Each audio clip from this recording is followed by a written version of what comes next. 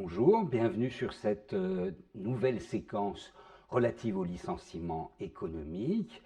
Dans une première partie, nous essaierons de comprendre comment s'élabore et comment l'administration contrôle le plan de sauvegarde de l'emploi.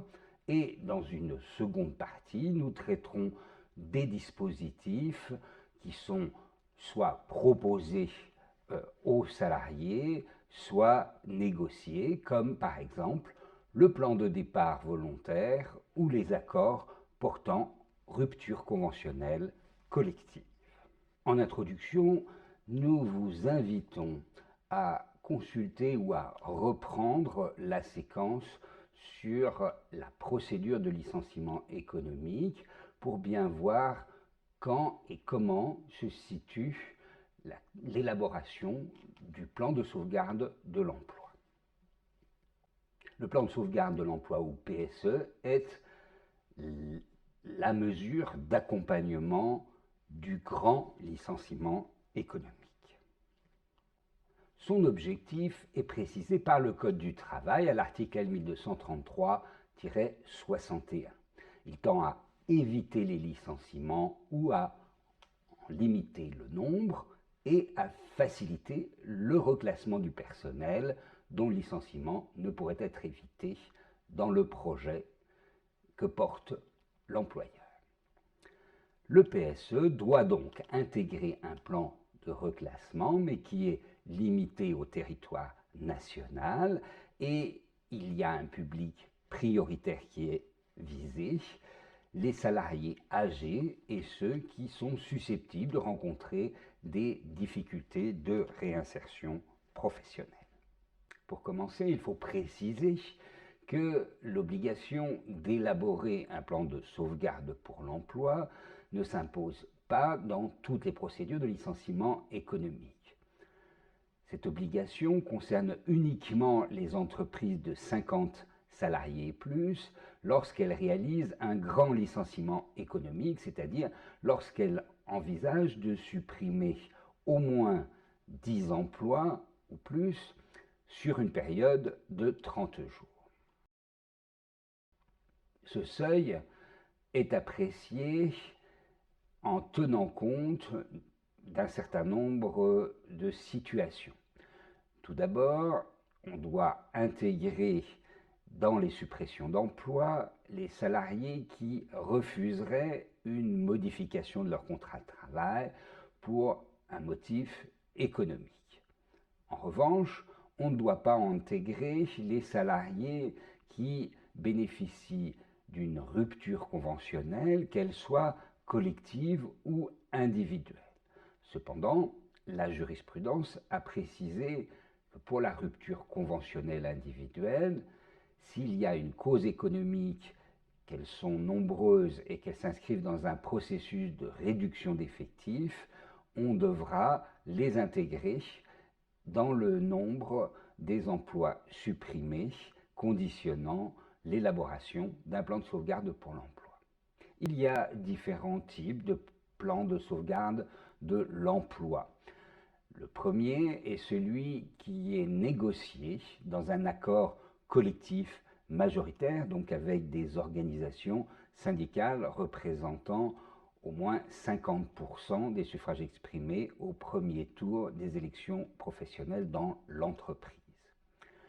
Le second type de plan de sauvegarde pour l'emploi, c'est celui qui est adopté unilatéralement par l'employeur après consultation du comité social et économique.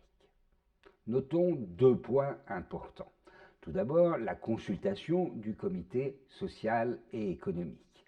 Elle est limitée aux éléments du projet de licenciement économique qui ne sont pas soumis aux partenaires sociaux dans le cadre d'un accord collectif.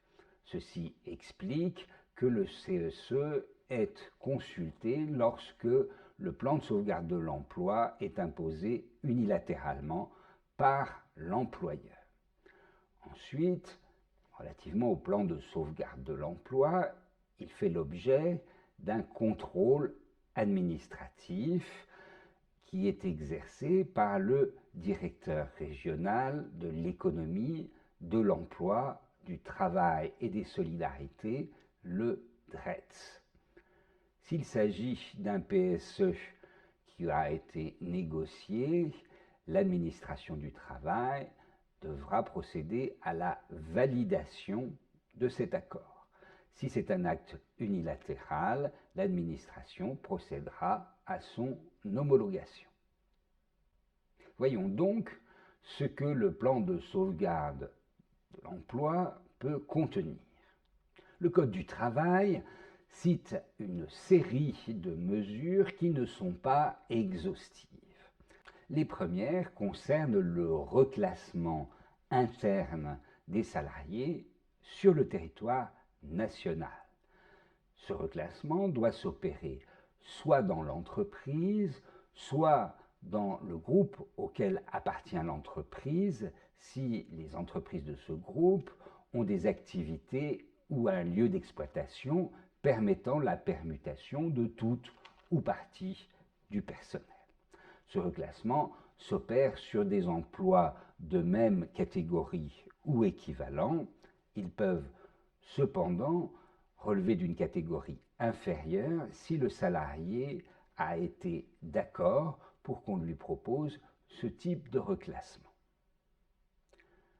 D'autres mesures sont prévues par le Code, celles pour la création d'activités nouvelles, pour le reclassement externe, celles qui favorisent la reprise de tout ou partie de l'activité, les mesures de soutien à la création d'activités nouvelles ou à la reprise d'activités existantes, enfin les formations, les mesures de validation des acquis de l'expérience des salariés ou les actions de reconversion pour le reclassement.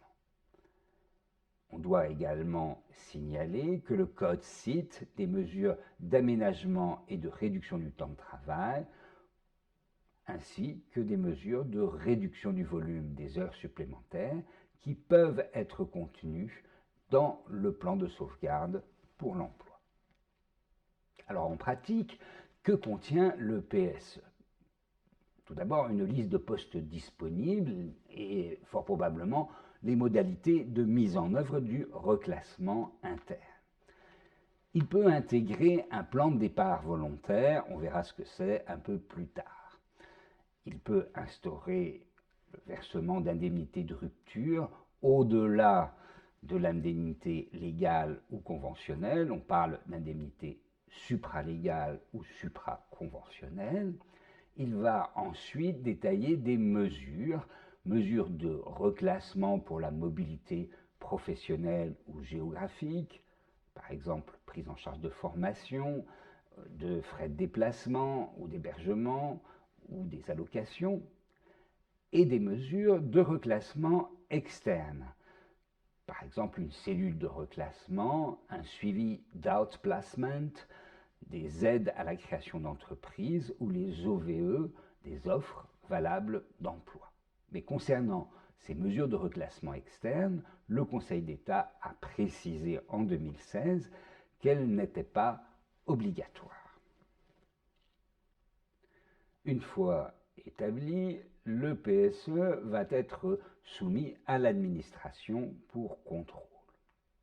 Si le contrôle administratif est la règle, il ne faut pas oublier qu'il peut y avoir un contrôle judiciaire, par exemple, sur les questions ayant trait à l'égalité de traitement, puisque tous les salariés concernés par le projet de licenciement et placés dans une situation identique doivent bénéficier de l'égalité de traitement. Cependant, certains salariés pourront faire l'objet d'un traitement différencié s'il y a effectivement des raisons objectives et pertinentes que l'employeur fasse ce traitement différencié et selon des critères qui sont contrôlables et qui auront été fixés préalablement. Mais revenons au contrôle administratif du plan de sauvegarde de l'emploi. Il sera différent selon que le PSE découlera d'un accord collectif ou d'un document unilatéralement adopté par l'employeur. En cas de PSE négocié, le contrôle de l'administration du travail sera restreint. En effet, il sera contrôlé l'application de l'obligation des efforts de formation, d'adaptation et de reclassement, la présence des mesures légales, comme par exemple les mesures de reclassement telles qu'elles sont prévues dans le Code du travail, mais l'administration ne contrôlera pas la pertinence de ces mesures d'accompagnement. Ensuite, l'administration pourra s'assurer de l'existence de modalités de suivi de la mise en œuvre de ces mesures. Lorsqu'il s'agit d'un document unilatéral, le contrôle sera bien plus étendu. L'administration va procéder à une appréciation globale, quantitative et qualitative. 3 éléments font partie de son contrôle. Tout d'abord, le contrôle de proportionnalité aux moyens dont dispose l'entreprise et éventuellement le groupe auquel elle appartient. Le second contrôle concerne la pertinence des mesures au regard de l'importance du projet de licenciement économique. Enfin, l'existence des efforts de formation et d'adaptation correspondant aux obligations figurant dans le Code du travail. Reprenons les différents éléments de ce contrôle étendu. Ce que l'on dénomme le contrôle de proportionnalité, c'est l'appréciation de la pertinence du plan de sauvegarde de l'emploi par rapport aux moyens dont dispose l'entreprise. Mais ça peut être également les moyens d'une unité économique et sociale ou d'un groupe auquel appartient l'entreprise.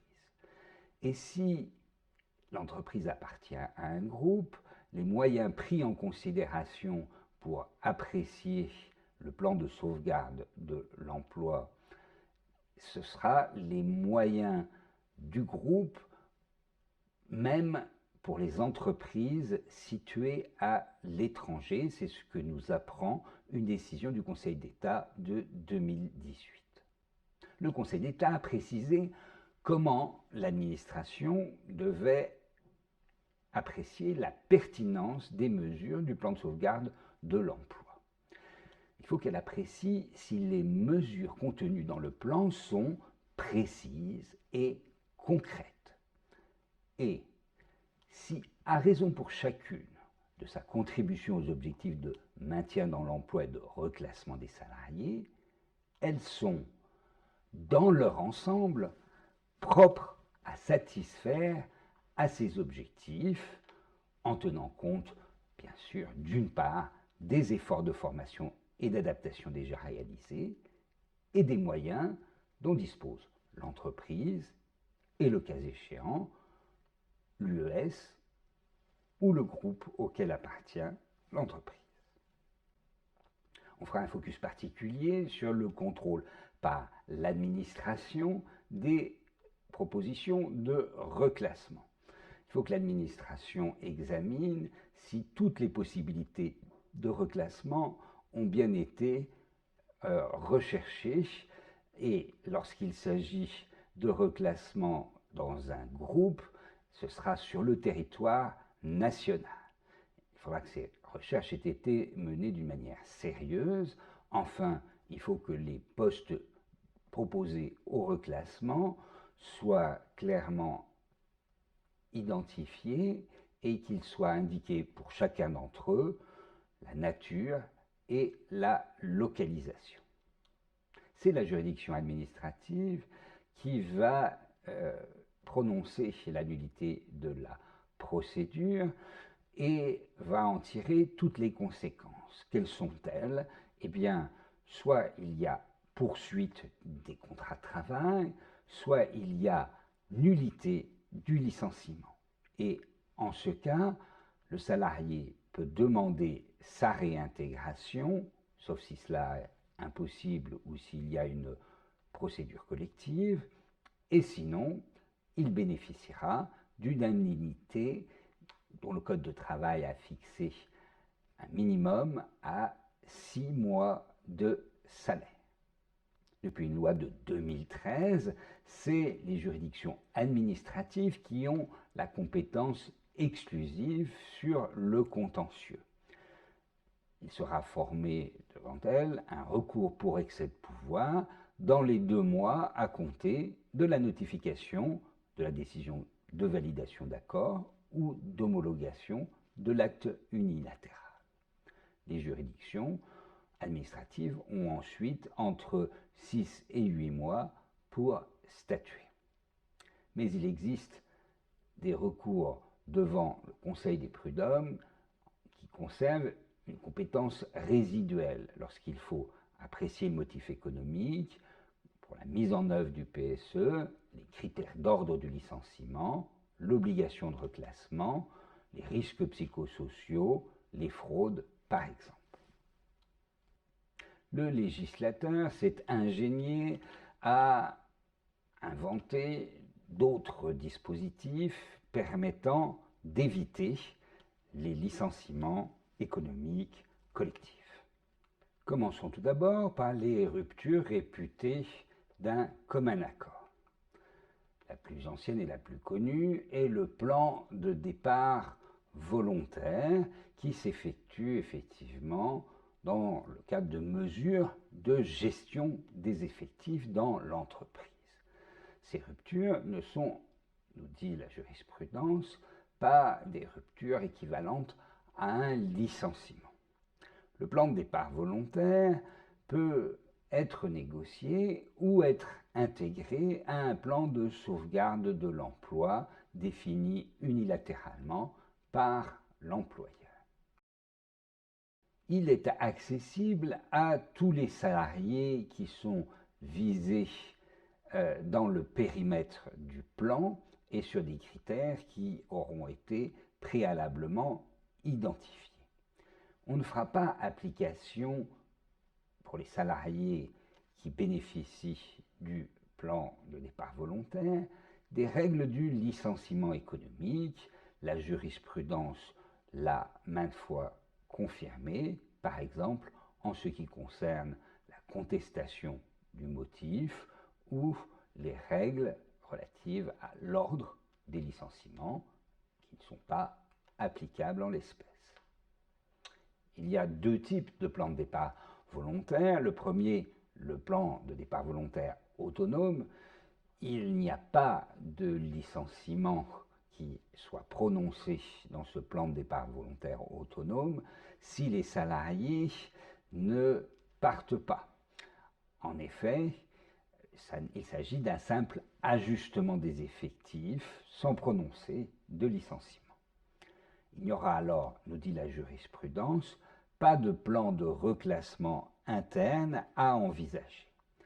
En revanche, dans la seconde hypothèse, lorsque l'on est dans un plan de départ volontaire semi-volontaire, c'est-à-dire que si les salariés ne partent pas, ils se verront licenciés. Eh bien, à ce moment-là, le plan de reclassement interne est nécessaire et on va intégrer le plan de départ volontaire dans un plan de sauvegarde de l'emploi. Autre dispositif menant à une rupture d'un commun accord, les propositions que l'employeur doit légalement faire en cas de licenciement économique, soit dans les entreprises de 1000 salariés et plus, il s'agit du congé de reclassement, et sinon, dans toutes les autres situations, le contrat de sécurisation professionnelle, le CSP. Reprenons les éléments du contrat de sécurisation professionnelle. Il s'agit d'un parcours de retour à l'emploi avec des périodes de formation et des périodes de travail, ainsi que des mesures d'accompagnement. Le CSP est accessible aux salariés justifiant d'une affiliation à l'assurance chômage sur les 24 derniers mois, d'une durée d'au moins 4 mois. Il fait l'objet d'une adhésion et l'adhésion marque la rupture du contrat de travail. le salarié, s'il justifie d'une ancienneté d'au moins 12 mois, bénéficiera d'un maintien de sa rémunération à hauteur de 75% sous la forme d'une indemnité, et cela pendant une durée d'1 an. Voyons maintenant les ruptures liées à un dispositif négocié et qui ont été récemment introduites dans le Code du travail. Tout d'abord, la rupture conventionnelle collective, RCC. Il s'agit d'une alternative négociée au licenciement économique. L'accord portant rupture conventionnelle collective va permettre l'échappement aux règles du licenciement économique et notamment l'absence d'élaboration d'un plan de sauvegarde de l'emploi. Alors avant toute chose, il faut conclure un accord collectif majoritaire qui devra être validé par l'autorité administrative. Il est bien clair que cet accord va exclure tout licenciement parce qu'il s'agit d'atteindre des objectifs en termes de suppression d'emplois. Le Code du travail précise qu'il doit comporter un certain nombre de mentions, parmi lesquelles on retrouvera les conditions et les modalités de candidature, le nombre de départs, les modalités de conclusion de la convention individuelle de rupture, ainsi que des mesures précises et concrètes d'accompagnement et de reclassement externe des salariés, de formation, de validation des acquis de l'expérience, des actions de reconversion ou de soutien à la création ou à la reprise d'activité. Donc, qui dit rupture conventionnelle collective dit néanmoins mesure d'accompagnement. Pour terminer, abordons la possible négociation d'un congé de mobilité dans un accord de rupture conventionnelle collective ou de gestion prévisionnelle des emplois et des compétences. Le congé de mobilité va favoriser le retour à un emploi stable avec des mesures d'accompagnement, des formations, des périodes de travail dans l'entreprise ou en dehors de l'entreprise. Le salarié bénéficiaire d'un congé de mobilité verra son contrat rompu à l'expiration de ce congé et pendant tout le congé, il bénéficiera pendant une durée équivalente à celle de son préavis au maintien de son salaire, puis à une indemnité d'au moins 65% de son salaire. Que retenir? Le plan de sauvegarde pour l'emploi est obligatoire dans les entreprises de 50 salariés et plus et lorsqu'il s'agit d'un grand licenciement économique. Le PSE peut avoir été négocié ou non. Il fait l'objet d'un contrôle administratif lorsqu'il est issu d'un document unilatéral de l'employeur. L'administration s'attachera particulièrement à vérifier la proportionnalité du PSE par rapport aux moyens de l'entreprise ou du groupe et la pertinence des mesures que contient le PSE.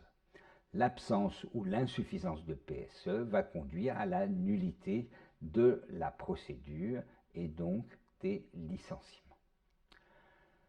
Il existe enfin des alternatives au licenciement économique. Il peut s'agir du plan de départ volontaire, qui peut d'ailleurs se raccrocher à un PSE. Il y a ensuite le contrat de sécurisation professionnelle et les solutions négociées que sont l'accord portant rupture conventionnelle collective ou l'accord instaurant un congé de mobilité. Merci pour votre attention.